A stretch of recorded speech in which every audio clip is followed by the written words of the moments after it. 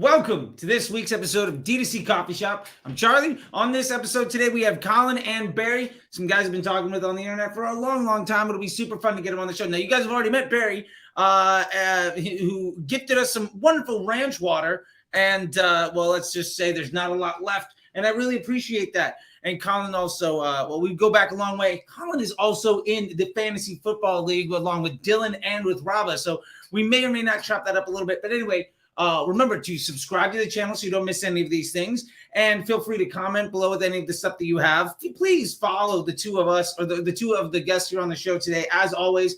And don't be shy with any of these things. Share it to all your friends. In the description below, you'll also be able to find the links to them, find the links to what it is they're doing, find the links to be able to understand who they are and how you can follow them, plus links to all of the previous episodes on Black Friday and attribution and some hot takes and all sorts of fun stuff. But with that being said, I'd like to start this off. This is DTC Coffee Shop, so I have my coffee. This is from Cafe Vita out of Seattle. And if you would like to sponsor this show, please DM me, because right now I'm just forking over for my favorite coffee, but I would love to have some of yours. And I think we can probably get a nice DTC coffee connection in here. But with that being said, without any further ado, let me bring forward Collin here. Hey, buddy, how you doing? What's going on? How are you? Thanks for having me on. Absolutely, man. Thanks for gracing us. This is great. I really appreciate having you on. We've been talking for a while. Sometimes we're in agreement about things, sometimes we're not, and I think that's one of the beauties of this stuff, right? And it's also, for what it's worth, before we get everything else aside, how are you feeling about the Fantasy Football League? So for those of you that have been following the show, you know that there is this D2C shitcoin Fantasy Football League, and right now Sheba took a hit today, so I don't know how. I was going to say, what's the shitcoin at? How are you feeling in the league, my man? Because if I remember correctly, you're like not doing terribly. Third place right now. I don't know. It's okay. Am I on mute? Oh no, or is that just me? Did I just? I don't know. Oh, there you go. Okay, yeah, keep going. All right. I feel okay. Like Alvin's been injured, which hasn't been great, but you just got to make it to the playoffs. I mean, I've had many heartbreaking fantasy losses, so get to the playoffs, see how it goes, and get lucky. And hopefully Shib goes back in the right direction.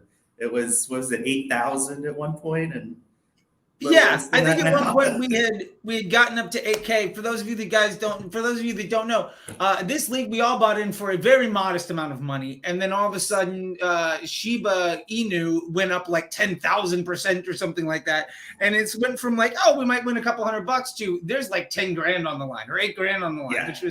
which is super fun. But from a quick cursory review, I think you're like second or third in the league. You're doing fairly well. I think you got more points than me, though. You've had some rough losses, I think. Yeah, I have had some rough losses. Although, to be fair, everybody else that's watching, the other folks from this league that you may have met, Dylan and Raba, are in dead last and second place loser, as far as I'm concerned. Dead last and second to last. Although I'm in a 3-way tie, including Raba, for that record. So I just got to score more points than everybody this week, and then I'll be in the playoffs. It'll be good. Although you got a good head start, so. I think so, yeah. And Sam Thompson and Nick Doran are just taking things away. So that's going to be, it'll be fun. Before we get too far down that rabbit hole, let's bring on our other guest today. Everybody, you may have met him before, you may not, but he's a newly freed individual from the constraints of the world. I'll let him talk all about it. Hey, Barry, welcome back to the show. Thanks, Charlie. Yes, I am free from my agency overlords. It's good. I like it. Good to be free. Yeah, I think you made this great post of like, hey, you know what? I'm taking it in the hands. I'm going to be in control of my own destiny right now. This is going to be a good thing. Now. Yeah. So, I love that you've taken that stuff on. You're still involved with the ranch water people? Yes, still involved with ranch water. In fact, I've been working on it a bunch today. Got a lot going on there. So that's fun, keeping busy with that. But yeah, do you want me to talk about it real quick? You probably overlord yourself. Yeah. No, I just I'm eager to like see what I can do where I'm not needed to be actually in platform every day running ads. I think I add a lot of value beyond in advertising, beyond just like being the one flipping the switches every day. And I got kind of burnt out on that. So trying to reset and eager to just, I'm working on building the relationships with a lot of people that need guidance and help and support to get their ads in order. But what they don't need is me being in there every day managing every ad. Like there's people that can do that perfectly well. They just need my nudges. So that's what I want to be doing. We'll see if I can make some money doing it or not. Who knows?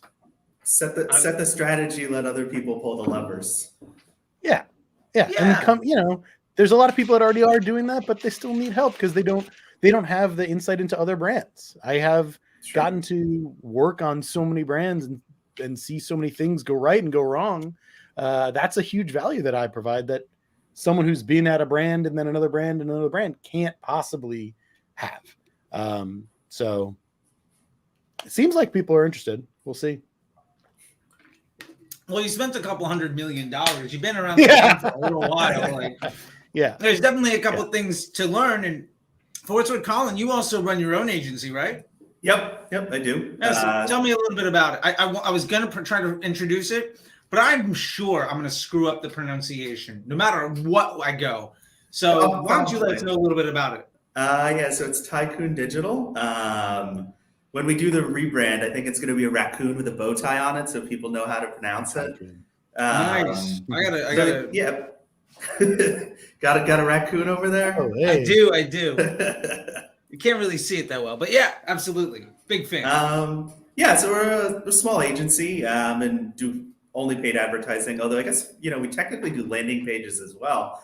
And I had that thread today and was talking to Ash, and I was like, oh, this is actually something that not a lot of people do, which I didn't expect. So I've been doing advertising since 2010, like mostly Google originally, but moved to doing Facebook as well. And I don't know, 2015, 2016, something like that. So I'm a math guy. I like the math. I like the numbers. I know, Charlie, you're always talking data and data accuracy. So we certainly align on that for sure. Absolutely. Well, awesome. Well, before we get into too much, because Barry's got some patented hot takes. No, sorry, it's not patented. It's trademarked. Hot takes. And sorry, my apologies. And Collin had some prepped. I love these. Like I've been queued up some hot takes. So before we get into that, and I think also, we polled the people, and the people really wanted to know about some testing stuff. So we'll get all of that. But one of the things that we try to do here, and I really love, is one of my favorite pieces, is favorite D2C brands right now. And I'll go first with this thing. I pulled the trigger on and got lucky and got the last crumb. Now, I think it hurt Barry's soul to know that I paid that much money for 12 cookies. I hate it. But I will say this, the unboxing experience, the drop, the FOMO, and the product, it completely made it worth it. I highly recommend it if you're the type of person where that's not going to put where you can do it. I highly recommend it. And for what it's worth, I saw there was this thing last night or 2 days ago, maybe. I know that some of us were maybe tagged in it, where it's if you can't spend $15K a month, or you're spending $15K a month to launch a brand and people are just diversifying amongst a bunch of different channels, how are you supposed to get a 7-figure brand going? And I was like, well, easy. There's a ton of ways of doing it. And Last Crumb, I think, is a great example of a brand that I sincerely doubt they're spending $15K a month on acquisition and paid media. And I sincerely doubt they're not making at least that on a regular drop basis. So Last Crumb, super delicious. The unboxing was great. I posted a video and was my most popular reel on Instagram for 3 months. I've been giving out how to spend money after a couple, $100 million I spent in a profit, but me going nuts over some cookies, thousands and thousands and thousands more views. So at Last Crumb, I'll make sure to post them and tag them into all this. But hey, Collin, what's a D2C brand you can do your own plug or just something you're really digging right now? So, and this is a brand I guess that probably everyone's familiar with, but not only am I impressed with the product, but the team behind it. Magic Spoon, those guys are fucking just everything that they do is incredible. Obviously, the cereal is pretty good. I'm a big cereal guy. It's reliving the childhood days of Captain Crunch scratching the roof of your mouth. But, in addition to obviously like a fun product, it's like the fun sort of cartoony vibe. Their advertising is great. Their landing pages are great. Their email flows are great. It's one of those brands where I'm just like, they're kind of doing everything right. And it's not only an impressive product, but impressive advertising, even beyond like the digital advertising too. Like their podcast shit is also awesome. So. Oh yeah. No, I see them on fantasy football podcast stuff all the time. I'm a big fan of it. What about you, Barry? I think I've asked you this before, and I think you came prepared last time, and I'm kind of jumping it on you this time. But yeah, I'm what's not the DTC prepared. brand that's kind of got your goat right now? Not prepared. Well, first, I just wanted to retort to your. I did bring a prop about your cookie situation here. This is nice. Levan in New York. Okay, there you go. Those are the best cookies. Yes. Is a cookie. Okay, it's a little. It's like holy crap. It's a meal. Yeah. It's a meal and a cookie. It is a meal. You do not want to eat one of these on your own. But these, nice big I'll have 3. Order a box of these, Charlie. Order a box of these. You can get them shipped to you. Can you drop a link in this for me so I can show people how to get it?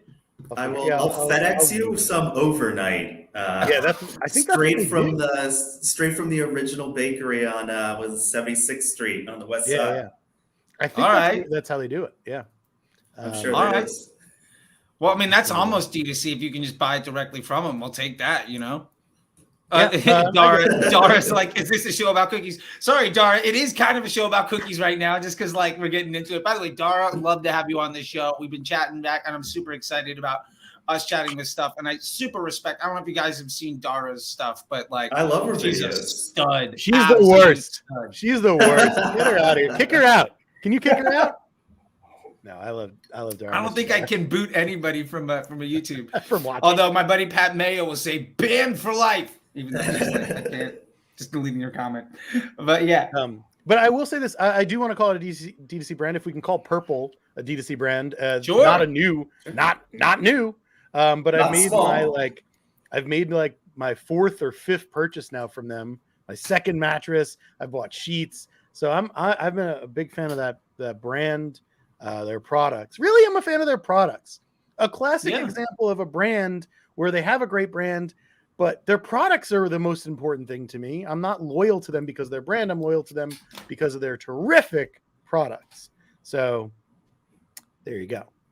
Oh, I love it. I got to say, I have a purple mattress. We talked about this a little bit. Yeah.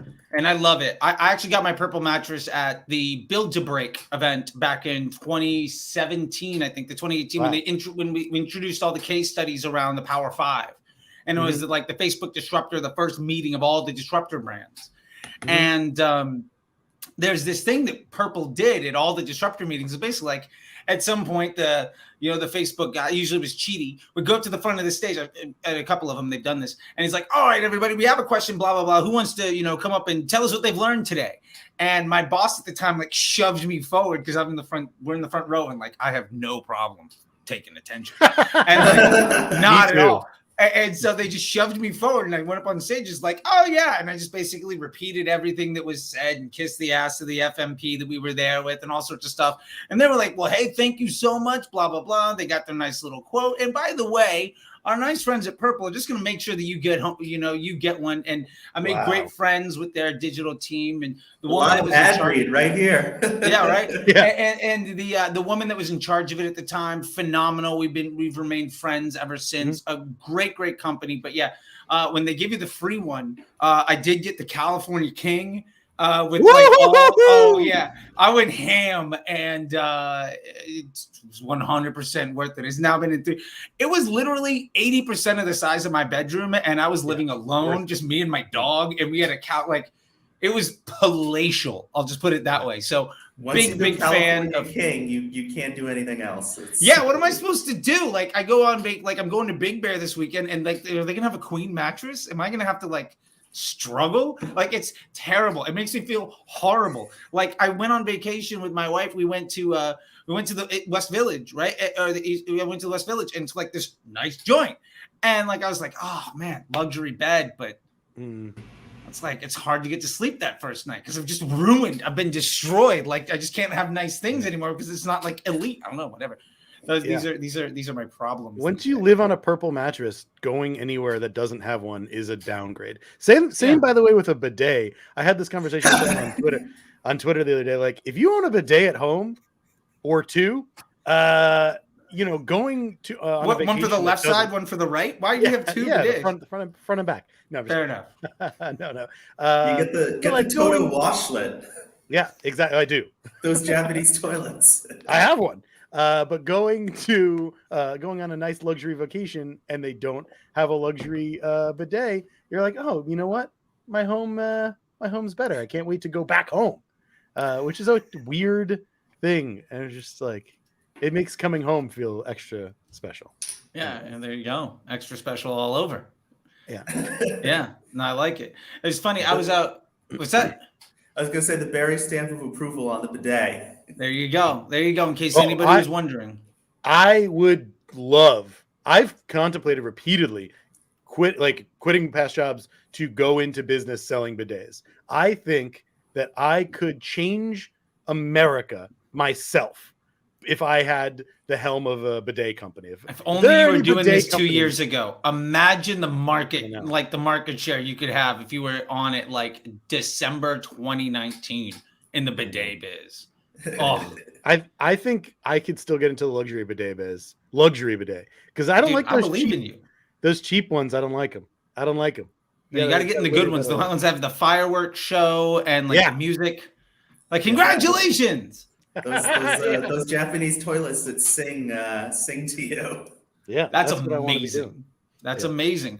Well, hey, I love it. I think this lends us perfectly into like some stuff here. So with hot takes with things, because also like I feel like some people are just like, no, I will never do the bidet thing. Like I think like it's so intrinsic, but I want to get into some stuff here because hot take. The hot takes, because honestly, in the back channel when we were talking, and I saw like even in the promotion for this thing, Collin was like, "Oh yeah, I'm talking to Google reps and I'm writing hot takes." So like I would love to know, like let's dive right into it. We can get into our HOTT. We're just going to go ahead and borrow that trademark for a second here, Barry, if you don't mind, with some hot takes.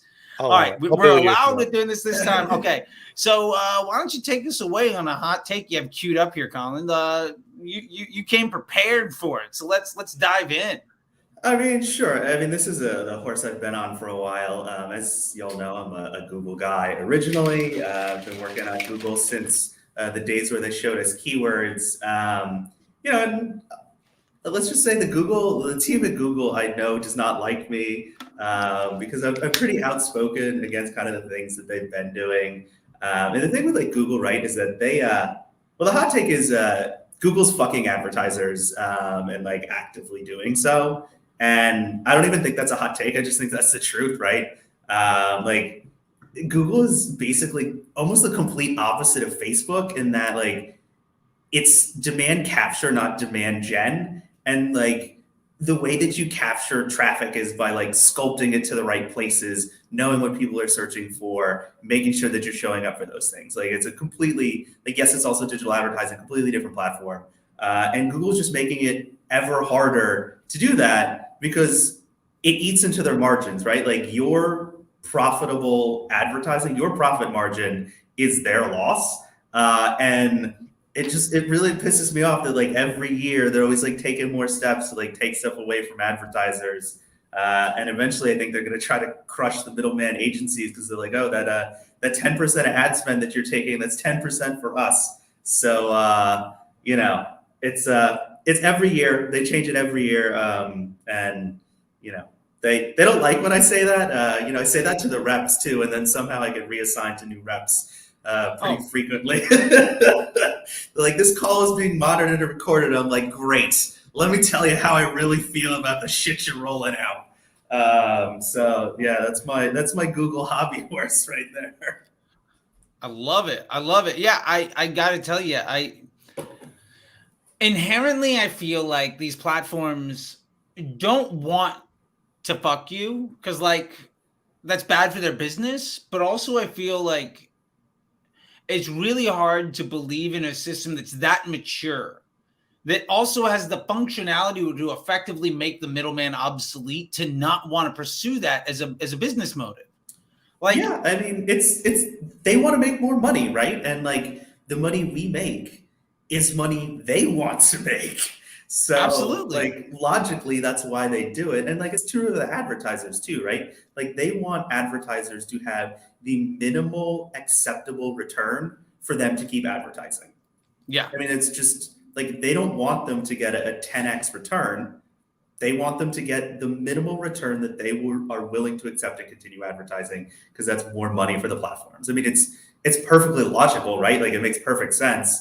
Yeah, if I'm 4xing my search campaign, or if I'm getting 2.5 on YouTube, but everybody's complaining that Facebook's only giving me a 1.3, like, why not charge me a double the CPM? Like, yeah, there's headroom.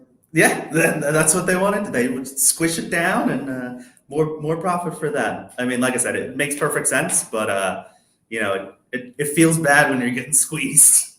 Absolutely. What about you, Barry? How do you feel about the Google situation? I don't really work with Google, but it's the same with Facebook often. I haven't felt that strongly in a while. I definitely haven't had the feeling in a long time where I felt like Facebook rep was like not happy that we were taking a cut of spend. Like that's been a long time. It's been a long time since I felt that way. I've definitely felt that way before. But they also kind of need us, but they also kind of don't.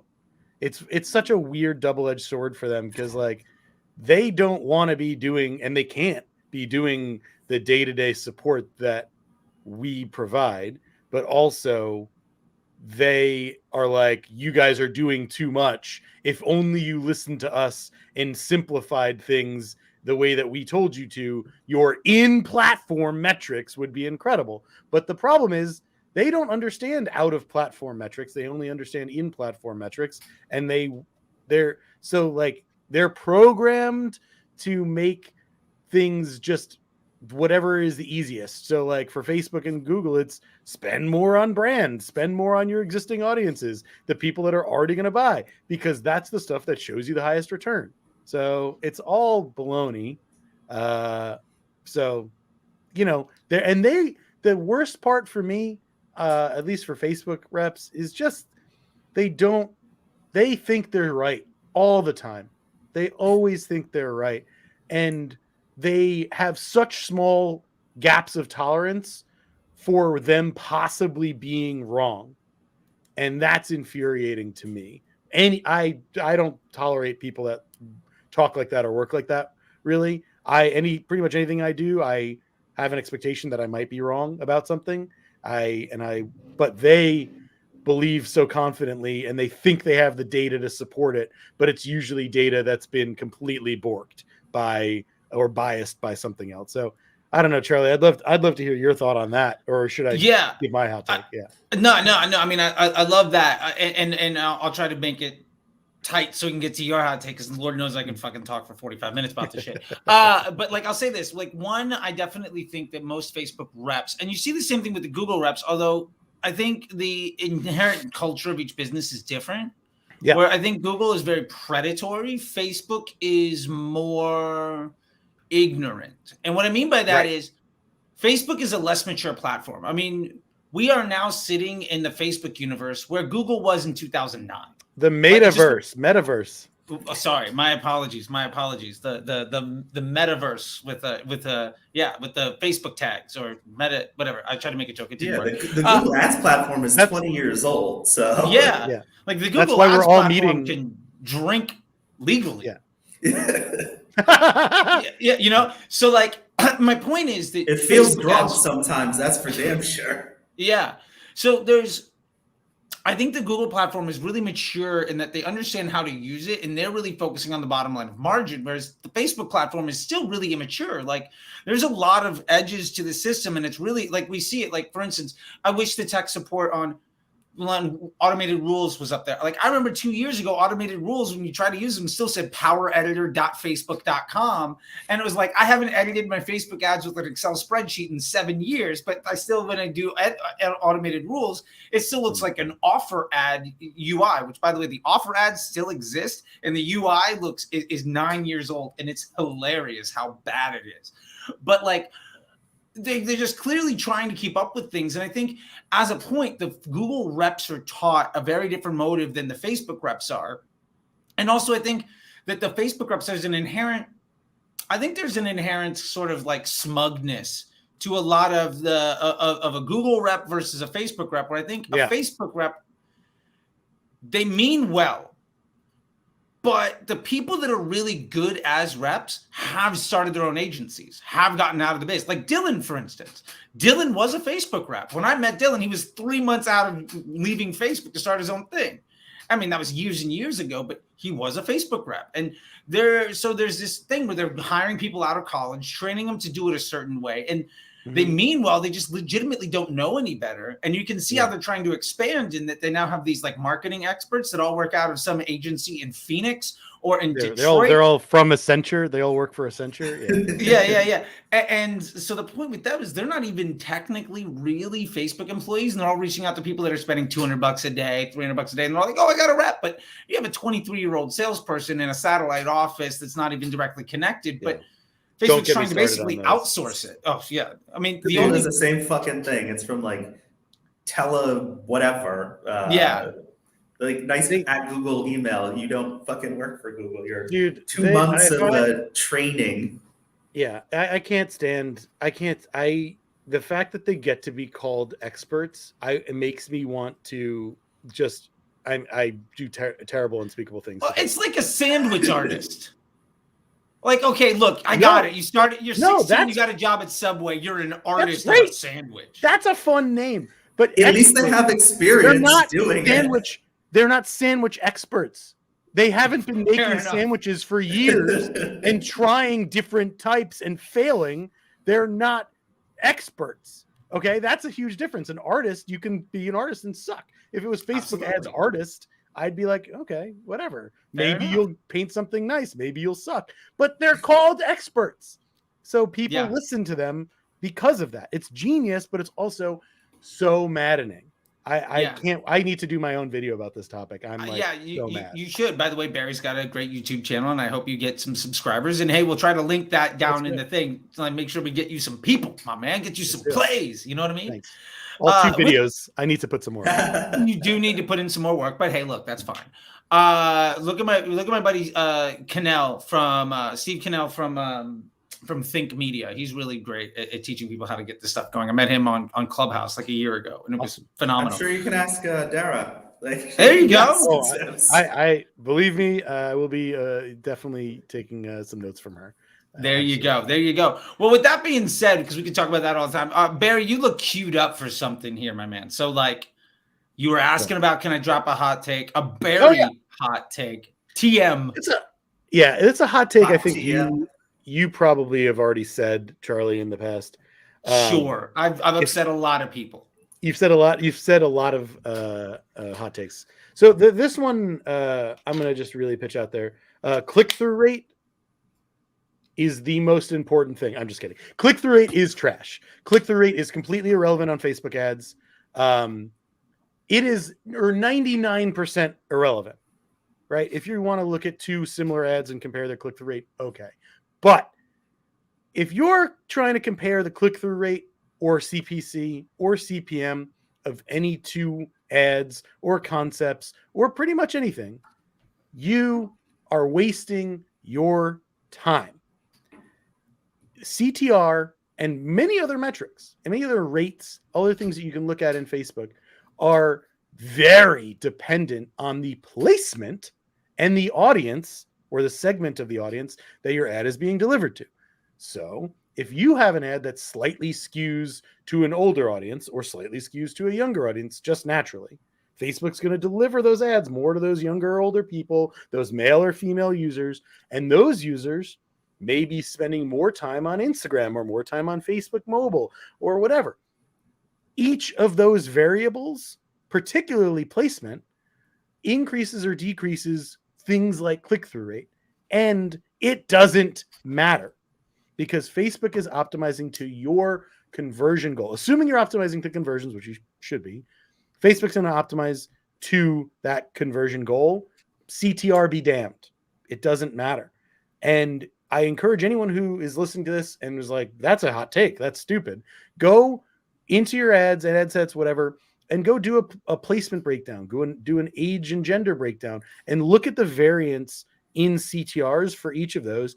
And you'll see you're not spending evenly across every age. You're not spending evenly across every placement. Your Facebook is optimizing to each of those, and they have different conversion rates, different CTRs, and it doesn't matter because Facebook is going to allocate to whatever gets you the most efficient conversions. And sometimes it might be on Instagram feed, which has a worse CTR. Sometimes it might be on Facebook desktop, which has a higher CTR. But just because one is a higher CTR than the other doesn't mean you should then try to manually force budget to those. This is has been sitting on me so long, and I need to do a longer think piece video about this because I see so many advertisers asking about what's a benchmark CTR, and I just want to flip my desk. It's irrelevant. I don't even have a benchmark CTR for my own ad accounts. It's not a thing. Knowing what my CTR is doesn't matter. And optimizing to it is just going to make you do worse.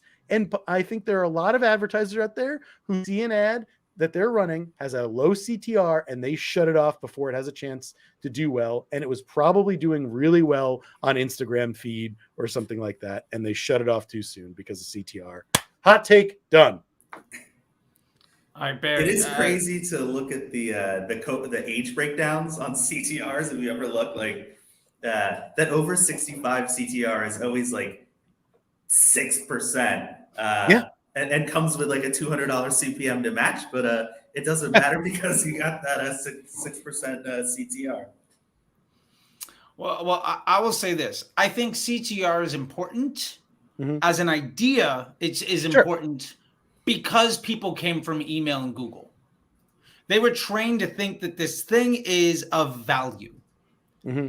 I'm going to make a different argument because I 100% agree. I would say CTR is irrelevant. CPC is irrelevant. CPMs are irrelevant. Yeah. All of that is inventory and demand-based platform thinking. Right. So that is programmatic. That is email. That is search. Mm-hmm. Nothing to do with an optimized CPM environment. And here's my counterpoint to your CTR. I want a low one. A low CTR is actually a sign of great health. Here's why. CTR, it's a rate. How do we figure out a rate? Well, it's a fraction. It's a numerator divided by a denominator. Now, CTR says my numerator is fairly close to my denominator. If my ad is good, for instance, I made let's say not even ad. Let's say organic content, because ads are basically just organic that you're paying for. Say your Instagram reel gets 10 views or 1,000 views.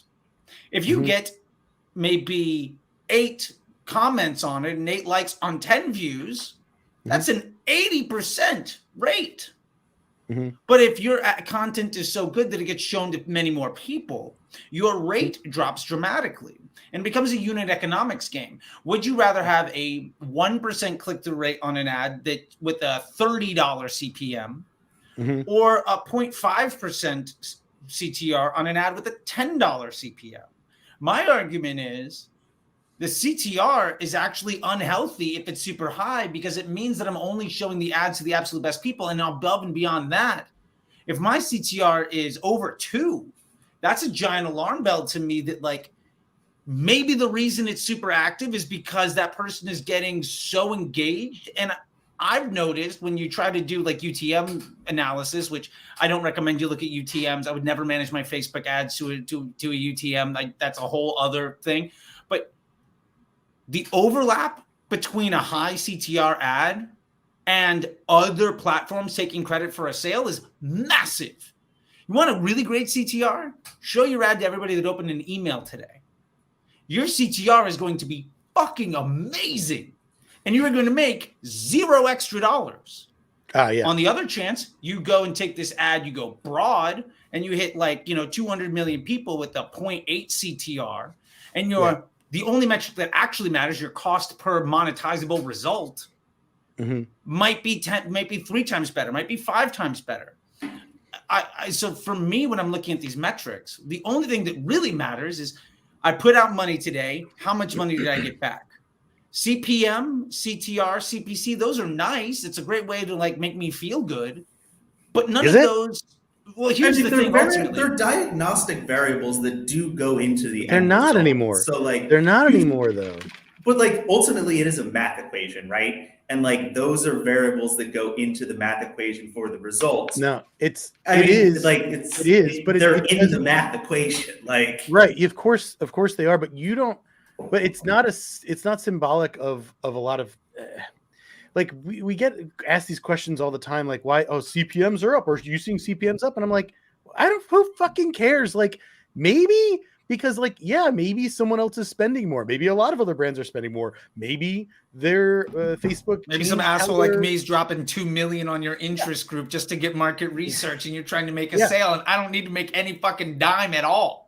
Yeah, totally exactly. doing that with TBS, 100%. But also, the same thing goes Facebook. We know that Facebook changed Instagram story ads a couple months ago, so that now users can see 2 ads in a row in Instagram stories.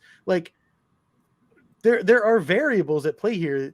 Now there's just more impressions available. Maybe because things were so competitive that they released that. We don't we can look at CPMs going up. But because of using automatic placements and multiple placements, your ads might be just shifting how they're being delivered, and Facebook might be finding more effective ways to deliver them on less CPM efficient placements and platforms, or your ads are changing. There's so many variables that saying your CPMs are increasing over time. I know it's a function, but it's also unless you're neutralizing just to look at CPM per individual placement, even then it's not really that useful, because you're varying how much you're spending on those placements as well. It's not a flat, easy thing to measure. I just don't. It's not helpful to anyone. It's not. I would disagree. I don't think it's something you should be optimizing against, right? But ultimately, the cost of the advertising plays into what your return is going to be. And obviously there are other variables, how many actions they're taking, what your conversion rate is, what your average order value is. So it is the many variables that go into this equation. It is still, however, the ultimate starting cost. And if the cost is higher, the other metrics have to be better as well. And that's not just, this is why when you're running conversion campaigns, your CPM is much higher, because Facebook knows these people are fucking buyers. They're going to buy your shit. And so your CPM is going to be higher because the competition is higher, because these are the people you actually want to target because they're paying for shit, right? And so that, it is part of the overall equation. It makes it more important for other metrics as well. You can't isolate any individual variable really in this sort of calculation, but it's something that you certainly want to take a look at. If your CPM is $50 and your conversion rate or your average order value or your CTR doesn't go in a positive direction, your return is going to go down. Obviously, it is a complex network, especially on Facebook's side of things, to make it work. But it's still something that I think you should be looking at, but not focusing too much on. And I think a lot of people probably, Charlie's example is perfect, right? Definitely you take the lower CTR on the 1/3 CPM. That's just easy from a math standpoint. The output is better. You're getting more traffic, obviously assuming similar traffic quality, right? You're getting more traffic for less money. It makes perfect sense, but it's still 2 variables that go into it that are worth looking at. Well, let me just step in here for a second, because I think, honestly, both of your views here totally make sense in where you're coming from the mentality of your position. I'm going to challenge both of them. Let's go. My point is, none of it is actionable. Right. Therefore, it's not of value. So hold on a second. So That's what I'm saying. Here's the thing. in a conversion campaign where I'm bidding for lowest cost, Facebook is optimized as an environment to deliver me a consistent result on the event that I'm pushing for, which is a pixel event fire. Yes, it is a Black Sabbath shirt from. This is actually a custom shirt from Gimme Danger LA on Instagram. If somebody wants to tag that, I will put you on the thing. If you want to get a shout out, go for it. I will gladly put your comment in. So yes, it's a Black Sabbath shirt because fuck yeah. Anyway, with that being said, it's an optimized CPM environment. It's a conversion campaign trying to drive a conversion objective, in this case, a purchase. So Facebook is ultimately going to try to deliver you a consistent result of lowest cost for that purchase event, while ultimately prioritizing the end user experience.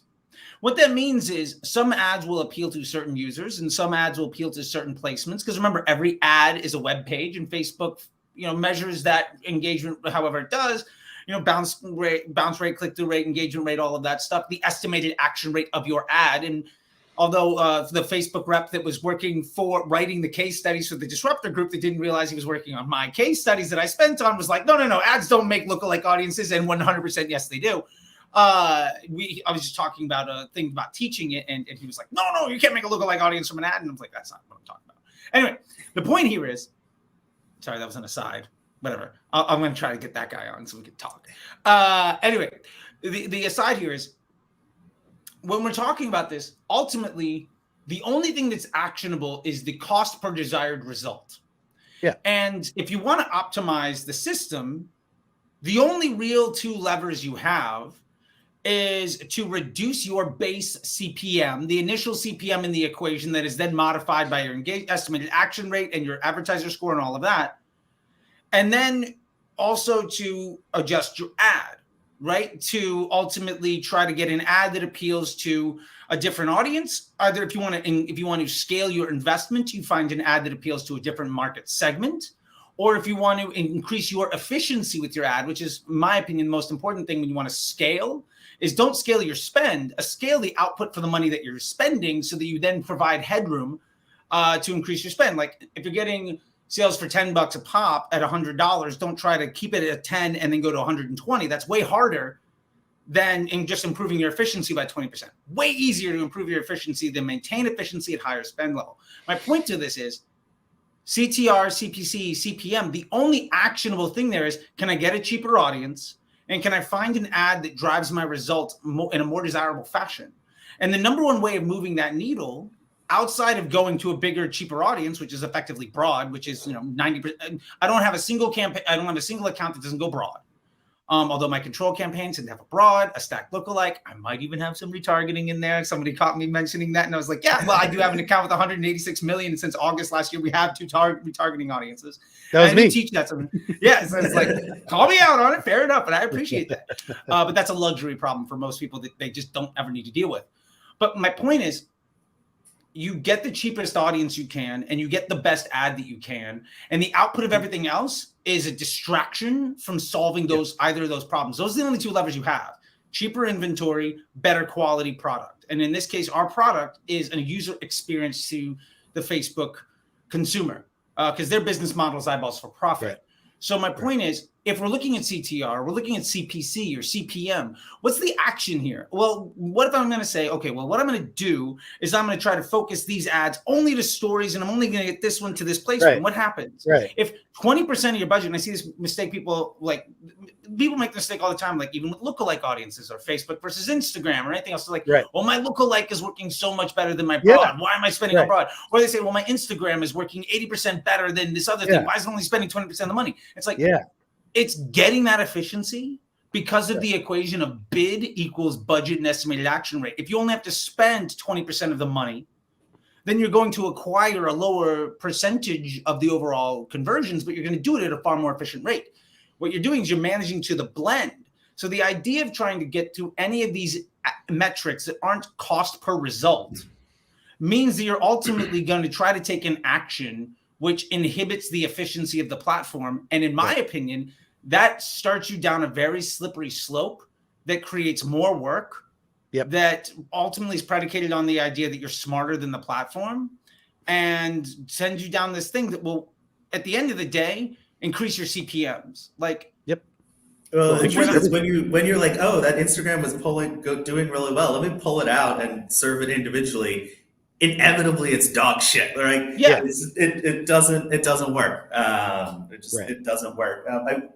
I would say that like you're 100% right on the creative and like the ad quality standpoint, and I think that is ultimately I would say like one of the two most important things. The other thing is obviously off-platform, and that is how good the page you're taking them to is, how well that converts, and that is because like ultimately like when someone clicks on an ad, like they're a warm lead, like they've expressed interest, and now it's on you to make sure that you monetize that interest properly. And like that's not a Facebook thing, that's a you thing. Like that's your product, that's your landing page, that's like how fast your site loads. Like that's the other half of the equation that I think a lot of people forget, is that like the traffic is just one component. What happens when the traffic leaves Facebook? Like that's all on you. No, totally. I 100% agree with that. And I think that maybe that will segue us into the last thing I want to talk about today, which was testing. But I'll finish with this on that point. Facebook or any test, anytime you're trying to improve something, there is guesswork and there's the scientific method. Everybody that I teach in my programs and my clients and my students, like shout out to an MBA program if you want to know how to run Facebook ads. If you know what you're doing, but you want to be elite, I got a thing for that. I'm not trying to do too much of a shout out, but my point is, if you make the system a constant, then you can test it to improve it. So if you want to make a better landing page and be able to test what happens when you got this bottleneck, how do I improve that bottleneck by adjusting that landing page experience, that after the click experience, you can't also change the source of traffic.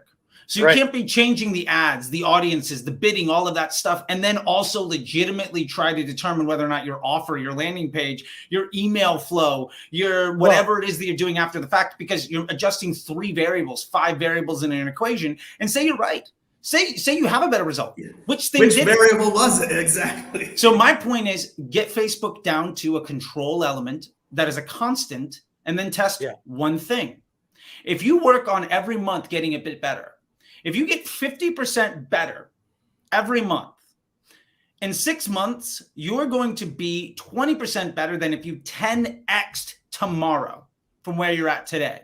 And every single day is going to be 20% better. So my point is, instead of trying to chase down audiences and hacks and all of this other stuff, get it down to literally one thing, improve that one thing, like the concept was Kaizen, right? And then like that 1% better, right? That's how you get that 50% over the month and all that fun stuff. If you can do that in a repeated fashion, you can then send a higher volume of higher quality, very similar people into a user experience. And then you're legitimately testing what happens after the click, because your email flow, everybody looks the same. The lookalike audience, everybody saw the same ads. They went to the same landing page. They had the same experience. So what happens when you then creative test against those people and send them down the same thing and test your email flow?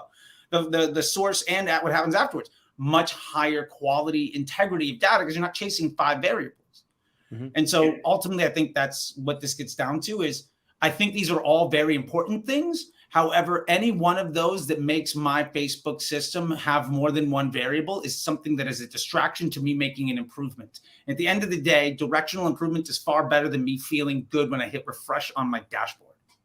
And that's like the proper way to test, right? Is testing one thing at a time. And the other thing too, right, is like people don't, I guess, understand the power of like exponential like growth, and then like it's small improvements over more iteration cycles. Like if you can do like 20 or 30 iteration cycles that are a 5% improvement each time, like that is much more powerful than, as you say, like 10xing once. Like it's more consistent, it's more stable, like it's just a better way to do it. Like iterative improvement is really kind of the way you have to do it. And like you can sometimes have like specific tests that perform really well and you get like a bigger jump, but ultimately it's the number of cycles that you're running that is kind of the most important component. And the quality of that. Well, by the way, that's a nice little hint to not use ABO. because it means that now you have another variable. Anyway, Barry, go for it. So there's something kind of icky to me about what y'all talking, and I agree with what you said, obviously. But as someone who's done a lot of landing page tests, not to discredit you guys do it as well, I'm sure. What kind of keeps me up at night sometimes about landing page testing, when you do keep everything else the same, is that you are actually not keeping everything the same. Because if you're using broad audiences, right, and you're driving users with the same ads and no other variables to a landing page, but your landing page changes, the way that users convert. One sec, just so I can define something really quick. When you're saying your landing page changes, you're using one URL and then a tool like Optimizely or VWO to route them to different sections. I just want to make sure that people are watching. That's what we're talking about.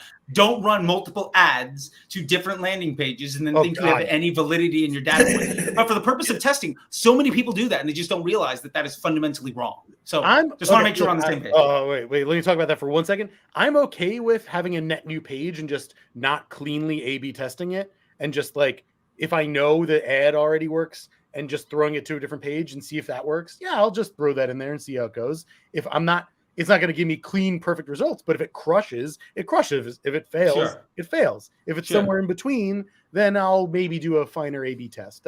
I would do that more for like varying pages, not incremental changes. Not iterative testing. You're doing concept testing. Not right. Exactly. A totally different concept. But okay, so let's say I make a pretty big change to my landing page, design-wise, right? Or content-wise. And let's just say maybe I have more female model in the images now. The audience, the people that react to that is going to change. The people that Facebook sees converting is going to change, and the way that Facebook optimizes that is going to change over time. So you really actually don't have a perfect variable list thing, because Facebook itself is shifting ages, genders, placements. Even when you think that it's an isolated variable, it's actually truly not. And I've seen that happen in testing, where over time the A starts losing to B because it starts figuring it out. But also there's just so many other things there that kind of can get icky, especially if you use like weighted testing. There's just so many variables when you actually really dig in deeper to that external out of Facebook testing, and the things that you can do, and you have to remind yourself that when that data gets back to Facebook, the optimizations can shift and change. You're not on stable ground. So sure, yeah. If you have, for instance, a dark mode VSL, and then you take somebody to like a color changing product image with a long form like essay, like testimonial, like you have to scroll until you see the button. Like those are very different user experiences. Yeah, and same thing with ads, right? I was talking about placements and ages, but even different ads might start to pop off better as they are more or less relevant to the landing page. Although I am not a guy who's going to shout from the rooftops, make sure your landing pages match your ads in content or in style. I don't think that is a good scalable directive. I think a lot of people... Yeah, speaking of which, Purple, when you clicked on their ads that had Tim and Eric, it still went to just purple.com. Oh, did it? Have you been to the Purple like sub site that they have for? No, I believe me. I was there. Like I had very long conversations with their director of growth for a long period of time, and just that's funny. We checked a couple things out. Yeah, I hope they A/B. Like they might have A/B. They did. Like they did. You might have a good enough ad, and you might not need to ship people in to watch the rest of that content for it to work. I don't know.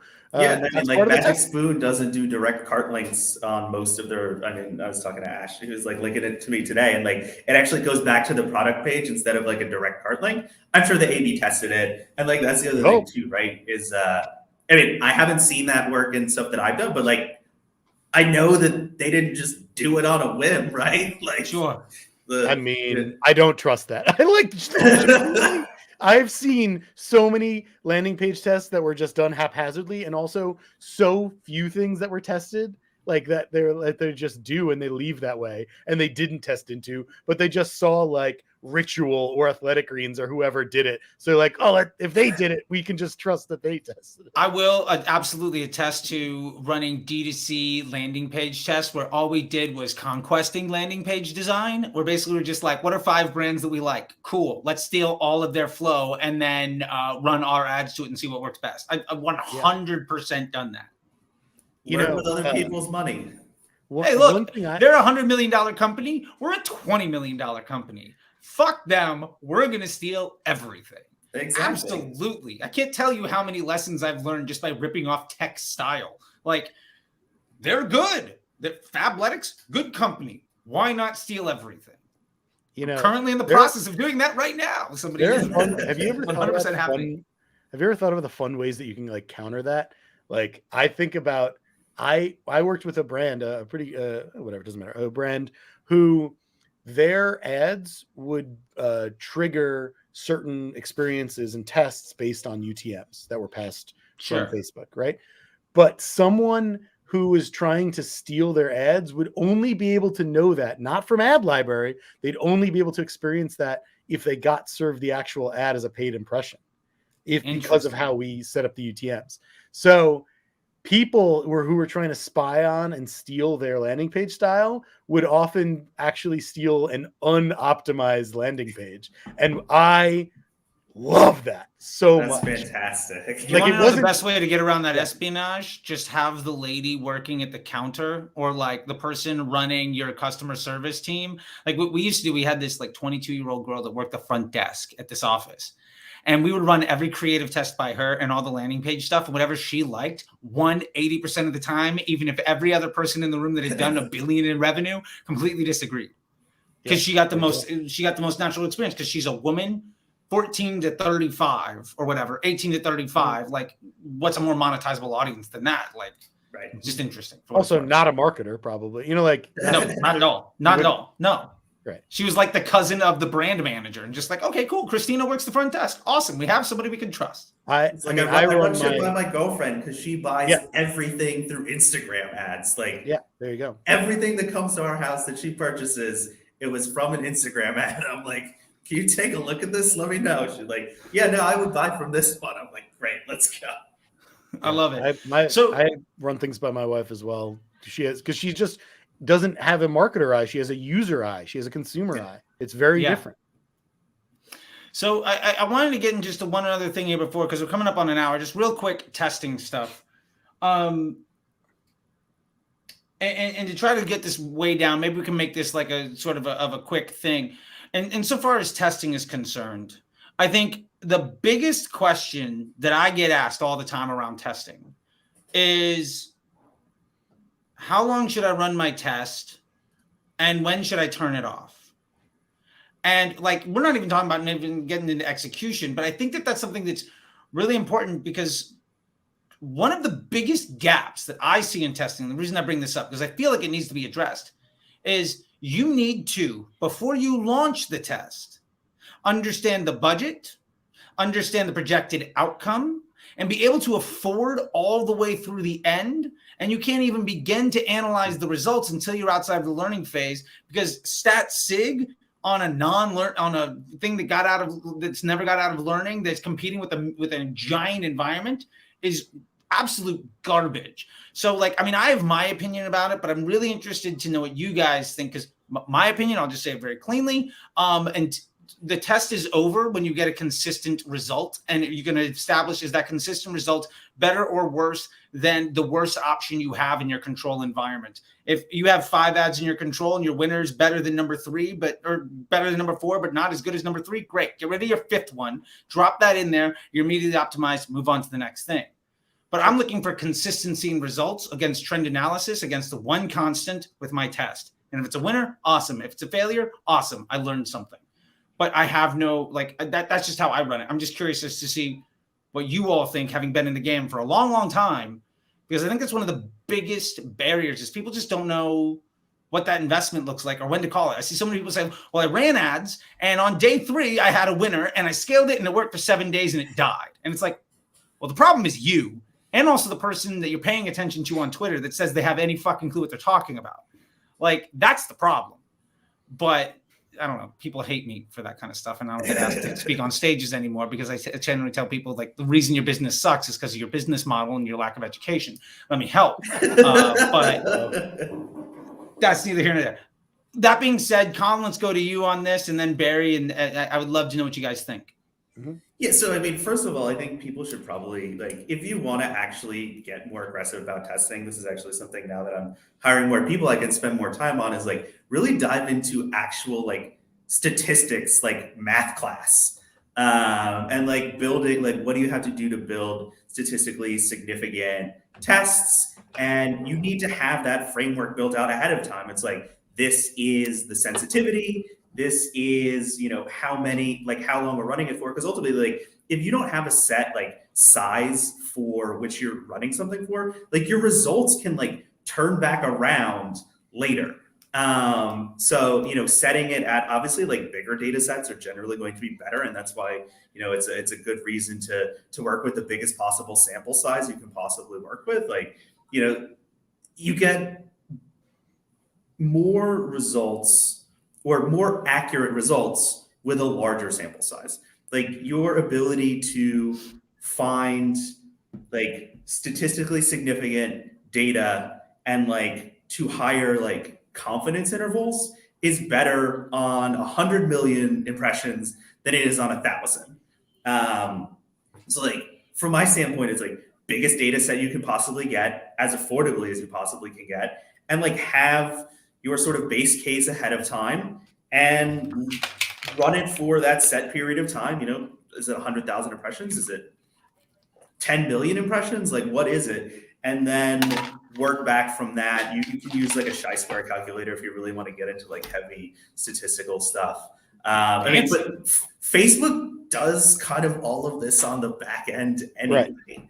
Like, with Google, especially, like you kind of have to do all of this shit by yourself, but like Facebook does this. Like that's one of the, like the nice things about Facebook is you don't need to understand what a chi-square test is.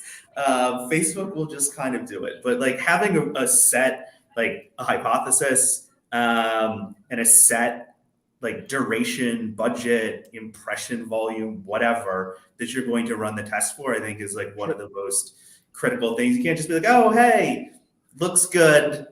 I ran it across, 5,000 impressions. Great. Perfect. Yeah, I ran this ad against 5,000 impressions against my add to cart audience. Clearly, that's a good prospecting ad after 3 days of 4 sales. Yeah. Cool. It's very statistically significant. And this is like, one of the big advantages of big companies, and like it's one of the big advantages of like Facebook's platform itself, is like Facebook has all this data across trillions and trillions and trillions of data points. But like Amazon, like they can do incredible testing because they have the data set. Like, right. How is your 1,000 visitors a day really going to compare to Amazon's tens or hundreds of millions? Like, it's not. How is your small amount of data going to compare to Facebook's like truly massive data set that they have? It's not. It's the size of the data that's really kind of the most important factor in all of this. I think that's very well said. And at the end of the day, it's 5th grade science class. What's your hypothesis? In some states, I don't want to get too political, but I learned that some people I know didn't. Fair enough. I mean, I'm from Virginia, although I wasn't gifted and talented, and like I was, in Mensa by the time I was 7. So give me like my parent, my dad's a theoretical math professor after he retired as a computer scientist, and my mom's a data analytics person for the United States Army. It's inherent. Like, yeah, my parents are both computer scientists, trend analysis individuals based on theoretical mathematics and large data sets. So R then is what you're saying. You're great with R. I'm pretty solid in a fair amount of it's just in the blood. What can I say? Mm-hmm. But that being said, yeah, I really love that point, because your test is only as good as the actionable nature of the output of the data that you get from it. And that's only valuable when compared to a constant. If you can't project your outcome, then your test is meaningless. Yeah. That's my bottom line. I don't know, Barry. I feel like I stepped on your toes there. I'm sorry. Why don't you you're take good, us you're home with good. what you're thinking? No, I stepped on your toes about I was trying to get political for a sec. It doesn't matter. So I agree with what you guys are saying, but I look at something maybe a little different. And we talked about this on Twitter a little bit, I think. Although I think we might have gotten our wires crossed. It happens. That's why we're here. We're talking about optimizing to purchase, right? If assuming this is an e-com situation, Sure. right? We're optimizing to our end of our main goal, right? Is whenever we can, you should be doing that. Typically, from my experience, there is a linear progression in the number of add to carts, to initiate checkouts, to purchases. It's not perfect. It's not always, but typically it's good enough. And I'm not going to wait until Facebook completes a learning phase of 50 purchases. If I can know that my add to cart after spending hundreds or thousands of dollars, whatever it is, the enough to have gotten X amount of add to carts, to know that this ad is not generating enough movement to let it continue. I know the numbers for most accounts I work on. I know what that looks like well before Facebook's completing a learning phase, because there's way more data. To Colin's point, you have way more data around add to carts than you do purchases. So it's not perfect, but I use that to be able to stop tests early. And I think when I say early, I am definitely not talking about 5,000 impressions. Like whatever you were saying, like that's way too small. But typically, if I can get 20, 30, 50 add to cart conversions, I'm in a zone where I can look at the cost per purchase at that point and the cost per add to cart at that point and know if I need to turn this off, if I need to crank this up, or if I just need to let it keep going to get more data. Because it's not perfect. I'm applying the logic of what y'all are talking about, but not as scientifically. And I'm very curious to hear your perspective. That's actually a great point, and something that I talk with, especially people who have limited budgets. It's like, right. Or not just limited budgets, but have a ton of creative to test for a large budget. Yeah, it's like the further you go down the sort of like conversion chain, the smaller the data set becomes. And so like if you have a fairly consistent relationship across the steps, right? If your add to cart to purchase ratio is relatively stable over however large the data set is, like you can look at the higher up metric because you have a larger data set. You have it's just like it's better to optimize against because it's a better data set. Like you reach statistical significance more quickly. It's a higher confidence interval. Like it's just a better way to do it. So that's actually a great point. And one of those things that I say is like, we can't necessarily always get all the way down to purchase because you might not have enough budget to reach that. But you can optimize on something higher up, and generally it'll follow the same rules. I mean, honestly, I feel like we're opening up a whole other thing, and maybe what we need to do is just a whole separate show just on creative testing to get through that, because I know that Cody Plofker was also wanting to get in on this thing, and I'd love to know his do a thoughts little on math this class. So we can really start to dive into it. I will say this. And look, we'll cover that and then maybe the next episode or something like that, because I feel like that's a whole thing, and I want to make sure we get, somebody was very much asking to be a part of that conversation. I want to have them here for it. I don't launch creative tests with unproven assets. What does that mean? Great question, and I can't dive too much into this stuff right now, but I can say this: I will isolate my variables for my concept. So if I've got, say my concept is lowest cost, and I've written 10 different sets of copy, 10 different headlines, have 10 different images. Sure. I will run those all with the focus. I'll run them all with the simplest bit of isolation that I can. And that looks different depending on the scenario that I'm in. Obviously, different budgets, different brands, different scenarios. What I'm ultimately trying to do is, before I legitimately invest in conversion campaigns at scale, I want to make sure that the assets, the elements I'm building my ad off of, have a good opportunity of getting me the best CPM and the best action rate that I can. So you said CPMs are useless before. What are you talking about, Charlie? No. So here's the thing. If I'm running 5 versions of a very similar thing, and the variable in there is the headline. And I was talking with one of my students today. One of them was coming in at $3.20. Another was coming in at $1.80 after thousands of impressions. I know that one coming in at $1.80 can have half the conversion rate. And it's going to produce, like, my unit economics of that thing having a chance to give me a desirable result because I'm matching Facebook's objective of giving a positive user experience is good. And I'd much rather, generally, when I'm conducting my creative tests, I want to make sure that I'm prioritizing the end user's experience. And then from that end user experience, I'm then making optimizations around which one of those things delivers me the best business result at scale in a stable fashion. And that end result has to be better than my worst available other option. So if my control campaign has, say, like I said, 5 ads, one running at 10, 15, 20, 25, and $30 CPA. Okay, just for the purpose of this conversation. In this conversation, I've got like one campaign with 1 ad set with 5 ads in it. For the purpose of this demonstration. Sure. The easiest way of making that better, well, let me say this. The most common mistake is that somebody will take that $10 ad, isolate it, and spend to the moon on it, and then it breaks, and they complain that destroying the stability of an ecosystem gave them an unstable result, and the system doesn't work for them.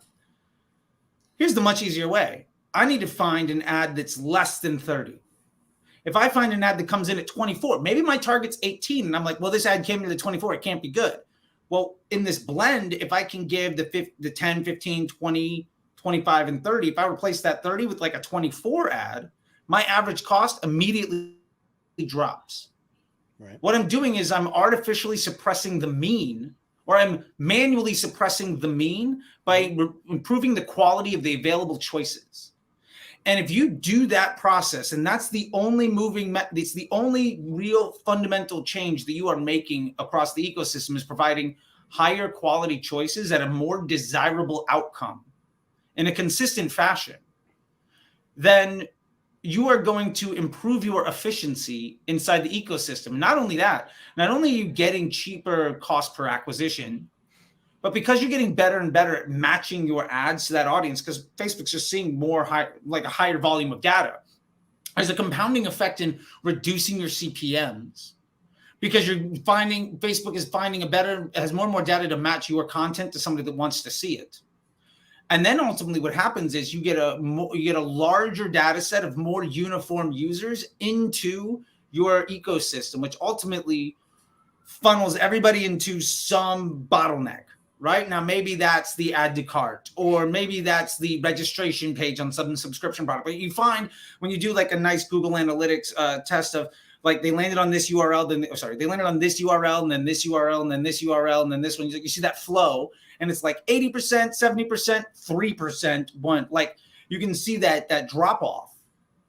Then it's just a matter of like, okay, well, I figured this out. Let me figure out whatever I can do to open up the floodgates on this one very specific bottleneck.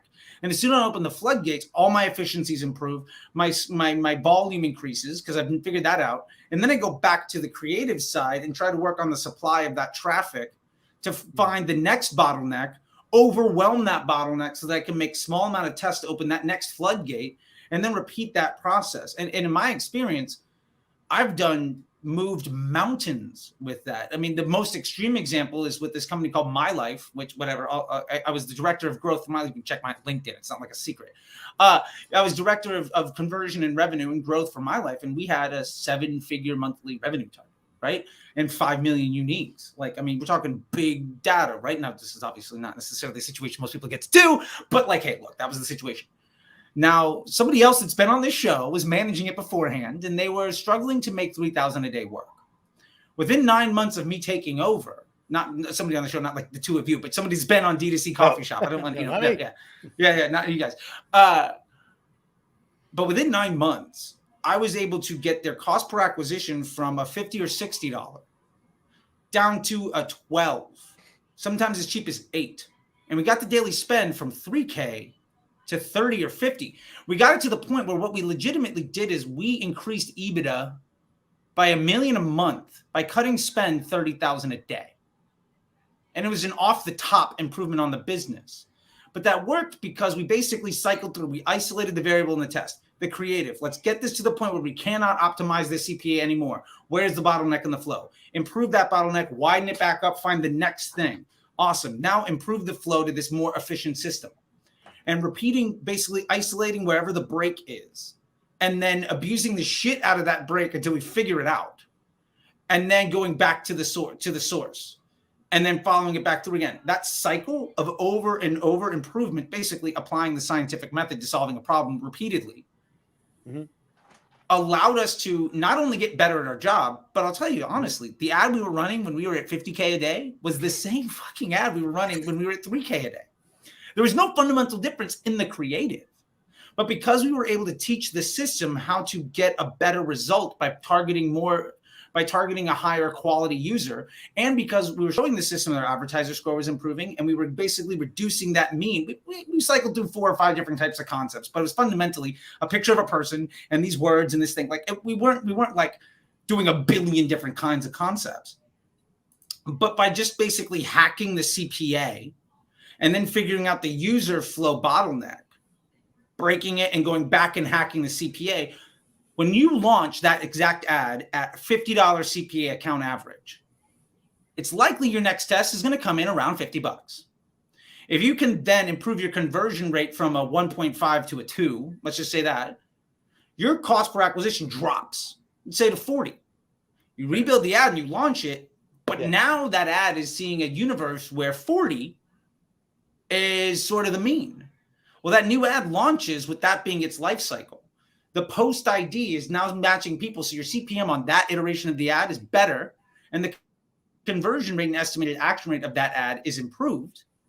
And you're basically just training the system over and over and over again to get slightly better. And mind you, this took 9 months, but it was like $60 down to 55, 55 to like 52, 52 to like 49. Like it was fucking agonizing. Don't get me wrong. But like every week or two, we would get $1 or $2 off. And when you shave that little percent, that one little Kaizen, that 1% change over and over again, and ultimately, like we were doing landing page flow, we were doing onboarding flow, we were doing all of these things, figuring out like, okay, great. Now we've hit a bottleneck where creative is not the solution. The new ad set, the new bidding model, that's going to get us a 1% change. How do we get a 30% change because of the customer flow? And as soon as that 30%, boom, floodgates open, ramp up spend from 5 to like 10. Cool. Now we're hitting a new bottleneck of budget and estimated action rate where we can't improve it anymore. So we need to go back and recycle the ads and try to solve the next problem. And honestly, and I just want to chime in. I think that's probably the most important takeaway from a testing standpoint is like focusing on the right thing. And that's not the thing that it's at the 98th percentile. It's the thing that's at the 50th percentile. Like it's the bottleneck, as you call it. Like the thing that is dog shit is the thing where you should be focusing the most because it can have the most impact. That's why I always test the color of the shirt of the person in the ad. The biggest, most important thing to test always is that. Rounded corners or square corners on those buttons. My skin crawls. My skin crawls at the minutia of testing that people want to do around me, and they don't understand. That's not a criticism of anyone I've worked with. If anyone I worked with, not a criticism. Clients that don't understand it and they want to micro test things that don't matter. When they see me wanting to micro test things that do matter, it's so it can't even begin to explain. You all know, you get it. Yeah. Absolutely. I think we've all been there. And like, I'll finish with this real quick, just because we do have to eventually call it. When I was working at 310 Nutrition, we stole away a VP of like customer experience from Amazon, and what I learned in customer journey testing from this guy that was a VP of customer journey at Amazon fundamentally changed my entire life. Like all of the stupid things that we thought was so important, he was like, I don't give a shit. Like it's just this idea of like, oh, a 5% gain is completely fucking useless. This idea of like, oh, it's going to be 2 months until we get a win. This idea of just like the moving mountains. And look, we took that brand from $8,000 to 30 a day, right? We took them like that. We went from 12 to like 95 million, like in like 18 months. Like it was phenomenal. Great hire, although his dog and my dog got into it. There's a whole thing. Anyway, that's a whole other side. I think we honestly need to dedicate a whole show just to creative testing and to all this other stuff. Are you going to share what objective? Are you going to share what objective you use as a proxy for that technique? I mean, we can get into all of that. Like I said, there's different processes in this, right? Like in general, like if I am looking to understand the efficacy of an action, I will optimize towards that action that I'm trying to measure the efficacy of to see ultimately, is this the most efficient way of driving this thing that is ultimately desirable to me that I'm going to then leverage to try to deliver a good business result. Now, that could look like a million different things, and each problem has its own solution. But in a general way, to try to answer it in 30 seconds instead of the 40 minutes we should spend on it another time, is I'm going to isolate the variable that I want to optimize towards and try to make sure that I'm getting the best result for that thing. And then give Facebook in a dynamic creative the best choices out of everything that optimize best towards that needle mover to break that bottleneck that I'm facing. So the solution might be different depending on, and that's why it's not like a do this. It's very much like there's a process, and each situation needs to be handled differently. But it's ultimately where's the bottleneck? It's CTR, right? It's never CTR. I'll say that. It's never CTR. But yeah, we could go on and on and on. And I love this. And I want to leave it here. There's something a little like save it for radio and leave them wanting more. I feel like, we're like a punk band 30 minutes into the set. Like, all right, it's time to get off stage. Like that was your encore. That was your encore. By the way, I saw X, which was great, but they went on for an hour and a half. I was very happy with the 28-minute show. And when I'm in it, because you guys don't know, I play rock and roll. I've been in bands for a long time. Clubs have always said, why are you playing a 25-minute set? Why are you playing a 26-minute set? Here's my response to it. When the Beatles played the Hollywood Bowl, they did 28 minutes. Oof. When I'm better than them, I'll play for 29. And look, we get asked back. So that's my response to everybody. It's like, do you really want me here? Like, I was trained on sitcom television. This is 24 minutes with commercial breaks. Like, that's what we're doing here. So anyway, that being said, hey, look, I really appreciated you guys. This was a lot of fun. We're going to have to do more of this kind of stuff. I really enjoyed it. I hope everybody else really enjoyed these things. And big shout out to my buddy, Jake, who I was talking with Collin like a year ago on something. I don't know if you remember semi-funny Jake Collin from like a year ago. We were in my garage. Sure. He's chopping up all this stuff. So big shout out to semi-funny Jake for chopping these things up. I don't know if you guys see the little clips that are coming out, but he's now chopping all of this fun stuff up. So if you see anything in this that you like, whether you're paying attention to this show, whether you're watching this in, or either of you guys that you think is really great, timestamp it and I'll have him cut it up so that we can make sure to really isolate a lot of this. I already have at 28 minutes, we talk about CTR. At 35 minutes, the two of you get in an argument about it. At 46 minutes, we get into testing. At 51, we got LP testing. And at 59, we get testing structure, stats, and investment. And that lasts for half an hour, and it's its own damn show to begin with. So with all Next that being time, said, I'll turn it around and I'll do math equations on the whiteboard. Oh, I love it. Ooh, I love it. I love it. Let's get into it. Okay. With that being said, hey, look, I appreciate everybody for jumping on this show, for watching all of this, an hour and 20 minutes into something that's maybe not even supposed to be an hour long, but hey, look, we're here. We're having fun. Let's do it.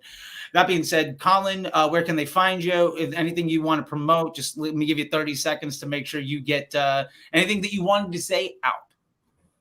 Just follow me on Twitter at CJ Slattery. I have some threads and some hot takes and complaints about Google. So, it's always a good time. There you go. What about you, Barry? Follow me on Twitter as well. Or Bing Hott on Twitter. Barry Hott is my name. BarryHott.com. I'm also starting to collect a bunch of weird .coms related to the space. AdExorcist.com is something I now own. AdRoasts.com. I don't know if I'm going to use any of these, but I'm starting to collect some. And then also find me on YouTube, where in the next few weeks I'll be starting to promote some more fun content. You can hear some more Hot Takes TM there. I love it. I love it. Oh, and drink ranch water. There you go. Get some Lone River ranch water, bro. Drink up. I'm Lone wearing River. gear. Be specific about Lone River. I'll send you my office address. Lone River, not that other swill. I'm wearing 2 craft beer nerd things and drinking a hard seltzer, so you know it's actually good. There you That's how go. There know you it's go. good. My name's Charlie at CT Disruptor. You probably know that by then. This is the brand I'm launching right now. I hope you guys dig it. Nice. And with that, I'll see you guys on the internet. Thank you Awesome. Thanks so man. much. I appreciate Thank you. it. Peace. Bye. See ya.